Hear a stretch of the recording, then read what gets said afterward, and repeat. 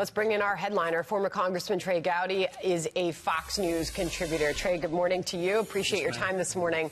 First of all, characterize yesterday for us. How did you see it? Train wreck, an unmitigated disaster. Expectations always outpace the reality with congressional hearings, but the disparity yesterday was pretty stark. And Sandra, I've been part of some dud congressional hearings myself. Yesterday was just a disaster. I missed seeing you in that committee hearing yesterday. You're a former prosecutor, and you always ask very pointed questions. Is there a question you would have asked that did not get asked yesterday? Gosh, I hated when people did that to me. I mean, I left, so I thought Ratcliffe did a fantastic job, Devin, Mike Turner. The only thing I probably would have done is follow up. You know, when Mueller says, well, that was out of my purview, why?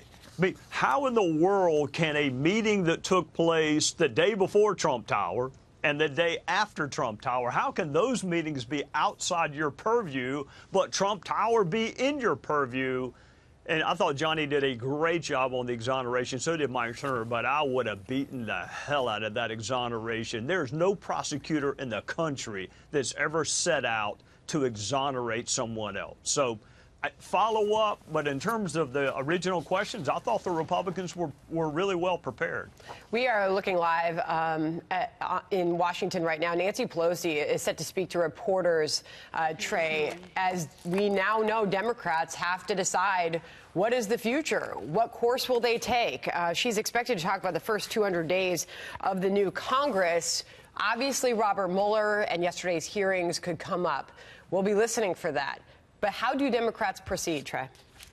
Well, they have an internecine battle going on, just like Republicans did when I was there. They've got the progressives and their base that really want something done to this president because they didn't want him to win in the first place.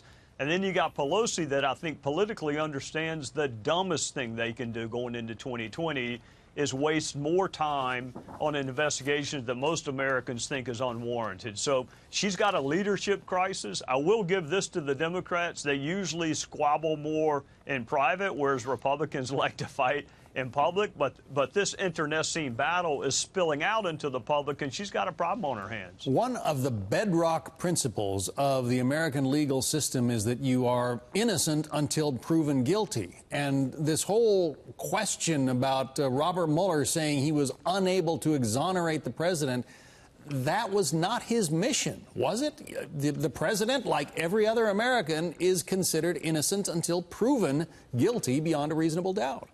Yes, and when I was in a courtroom, the judge would tell the jury that defendant is cloaked with a robe of righteousness, and that cloak will only be removed if the government proves every element of the offense beyond a reasonable doubt.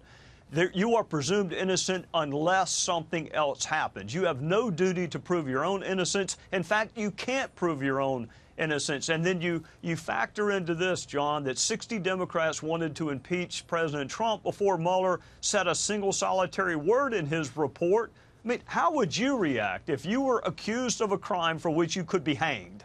What would your reaction be? I mean, I think your defense would be pretty vigorous. So where the line between vigorously defending yourself against a capital crime in a political environment and obstruction is, I think most Americans would say, you know what, I'd fight pretty hard, too, if someone was trying to delegitimize my presidency and accuse me of a crime for which I could be hanged.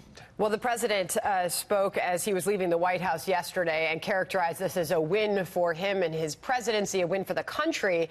But he had this forecast for Democrats in 2020 after those hearings yesterday. Here's the president. The performance was obviously not very good. He had a lot of problems, but what he showed more than anything else is that this whole thing has been 3 years of embarrassment and waste of time for our country. And you know what? The Democrats thought they could win an election like this. I think they hurt themselves very badly for 2020. What does it mean for 2020, you think? Well, I would ask my fellow citizens, what did you expect? When you gave the gavel of the House Intelligence Committee to Adam Schiff, did you want him to focus on North Korea and Iran, or did you want him to give an ethics or morality and government tutorial like he tried to do yesterday? When you gave the gavel to Jerry Nadler, the Democrat from New York at Judiciary? Did you want to pursue justice reform? Did you want to pursue a decriminalization of our culture? Or did you want him to spend 4 years investigating this president? I mean, look, I love my fellow citizens, but what did they expect when they gave Nadler, Cummings, and Schiff gavels? I could have told you this is how they were going to spend their time, and they have not disappointed me. So much of this began with the Fusion GPS, opposition research that was funded by the Clinton campaign and the Democratic National Committee. Congressman Chabot had an interesting exchange on that with Robert Mueller yesterday. I want to replay that for you now. When you talk about the firm that produced the Steele reporting, the name of the firm that produced that was Fusion GPS. Is that correct? I'm not familiar with that. Let me just help you. It's not a trick question. I mean, it was Fusion GPS. Fusion GPS, I mean, that has been in the news. One would expect Robert Mueller would know instantly what that was all about. It's sad, John. I mean, I guess I can understand forgetting who made you the U.S. attorney. I mean, sometimes I forget my kid's name, so I can get that. What I don't get is you believe your mission was to investigate a foreign adversary's attempts to undermine our election. And you did all that with the Trump campaign. But here you have the DNC actually paying Russians for dirt on Donald Trump. And you either don't know the name of the company that the money was laundered through, and you don't know anything about Nellie Orr and her husband being in the chain of custody, who, even though he's a DOJ official, that was one, that and struggling to find the word conspiracy were two of the most troubling parts of yesterday. In a wave, a sea of troubling moments, those two stood out. Well, we were talking to Jim Jordan earlier, and he's actually suggested, well, maybe he didn't really understand the question, but the question was clarified for the former special counsel, and then he responded it was beyond his purview. When asked about that and the origins of the investigation and Fusion GPS and this behind the Steele dossier. You are referencing back to another moment that shocked many when he couldn't quite recall who appointed him in Massachusetts. He answered that it was George H.W. Bush, but a lawmaker quickly corrected him that it was Ronald Reagan. There were several moments like that yesterday. I just wonder what moment stood out to you the most yesterday, as this was such a long anticipated day.